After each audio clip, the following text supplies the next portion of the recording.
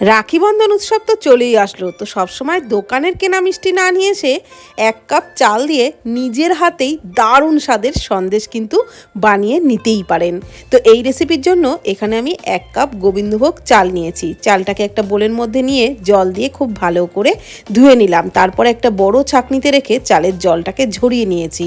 চালের জল ঝরে গেলে কড়াইয়ে ঘিয়ের মধ্যে চালটাকে দিয়ে দিলাম, নাড়াচাড়া করে বেশ লালচে করে ভেজে নিলাম। তারপর দিয়ে দিলাম কয়েকটা কাজু দিয়েও নাড়াচাড়া করে ভেজে চালটাকে নামিয়ে নিলাম। কড়াইয়ে দুধের মধ্যে দিয়ে দিলাম একটু গুঁড়ো দুধ, ভালো করে মিশিয়ে নিয়ে দিয়ে দিলাম সামান্য একটু এলাচ গুঁড়ো। তারপর দুধটাকে খুব ভালো করে ফুটিয়ে গ্যাসের ফ্লেম বন্ধ করে দিলাম।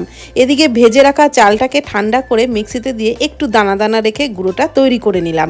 কড়াই দিয়ে দিলাম 1/2 কাপ চিনি, নাড়াচাড়া করে ক্যারামেল বানিয়ে ওর মধ্যে ওই দুধটা অল্প অল্প করে দিয়ে খুব ভালো করে মিশিয়ে একটু ফুটিয়ে নিলাম।